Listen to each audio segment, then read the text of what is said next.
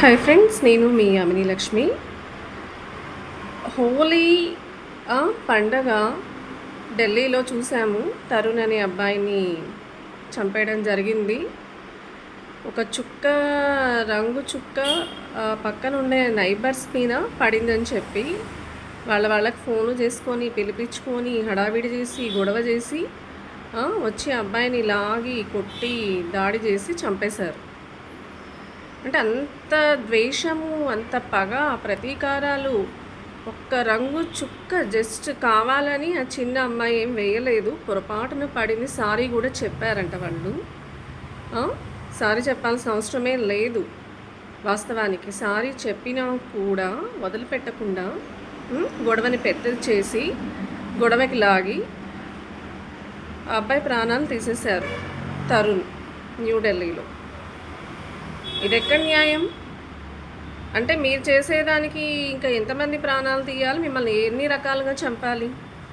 మీరు ఉమ్మచ్చు, ఉచ్చబోయచ్చు. రీసెంట్గా కోవా బంద్ చూసాము.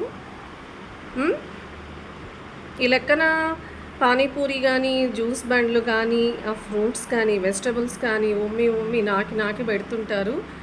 అది పట్టుకున్న వీడియోలు రెడ్ హ్యాండెడ్గా సీసీ కెమెరాస్లో రికార్డ్ అయినవి చాలా ఉన్నాయి ప్రూఫ్స్.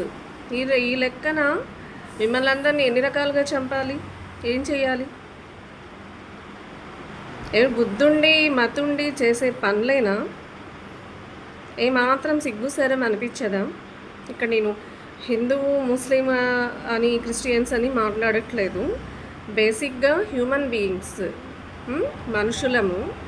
పక్కనున్న మనిషి, పక్కన ఇంట్లో ఉండే మనిషి పొరపాటున ఏదో ఒక రంగు చుక్క పడితేనే మీరు అంత తట్టుకోలేక మతాన్ని ముందర పెట్టుకొని అంతే హడావిడి చేసేసి చంపేస్తారు. ఆ మధ్య కూడా లాస్ట్ ఇయర్ శ్రీరామనవమికి రాముడు ఊరేగింపు తీసుకెళ్తుంటే మసీద్ సౌండ్ కొంచెము తగ్గించండి అని చెప్పిన దానికి గొడవ చేసి హడావిడి చేసి అక్కడ ఒక హిందూ అబ్బాయిని చంపేయడం జరిగింది. ఇప్పుడు మత విద్వేషాలు రెచ్చగొట్టేది ఎవరు? ఫస్ట్ మీరు ఏమైనా చేయొచ్చు అన్నమాట. మళ్ళీ ఏం మాట్లాడకూడదు. ఈ సెక్యులర్ ఇండియన్స్, హిందూస్ అని చెప్పి ఒక ఫేక్ ముసుగుతో తిరిగే వాళ్ళ గురించి నేను మాట్లాడట్లేదు. వాళ్ళు అసలు మనుషుల కింద కూడా లెక్కలోకి రారు. వాళ్ళు ఉన్నా ఒకటే, పోయినా ఒక్కటే. భూమికి భారం తగ్గుతుంది. వాళ్ళ గురించి నేను మాట్లాడట్లేదు. సో బేసిక్గా ఎందుకు ఇంత ద్వేషం పెంచుకొని అంత దానివల్ల ఏమొస్తుంది? మరి ఇంతమంది హిందువులు పూజించి దేవతా స్వరూపంగా భావించే గోమాతని చంపి తింటున్నారు సిగ్గుసరం లేకుండా, వేరే ఆహారమే లేనట్టు. మరి దీనికి మిమ్మల్ని ఎన్ని రకాలుగా చంపాలి? ఎన్ని రకాలుగా ఏమనాలి? ఏదో పెంట తింటున్నారా? అంటే ఈ విధంగా ఆలోచన దృక్పథము, ఈ విధంగా మతాన్ని అడ్డు పెట్టుకొని ఒక చెత్త బతికే కన్నా దూకి చచ్చిపోండి ఎక్కడికైనా. అది హిందువులైనా, ముస్లిమ్స్ అయినా, క్రిస్టియన్స్ అయినా. మతమే మాకు ప్రాణము, మతమే మాకు దేవుడు, మతమే మా రక్తము, మతమే మేము తింటాము తాగుతాము అనుకునే వాళ్ళకి చెప్తున్నాను.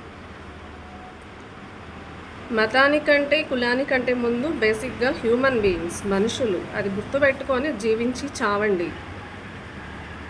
ఇట్లాంటి వాళ్ళని అసలు బతికి ఉంచడం కూడా వేస్ట్. చిచ్చి, ఎంత మాట్లాడినా ఎంత చెప్పినా కూడా సిగ్గు, శరము, మానం, హీనం అనేవి ఏమీ లేవన్నమాట.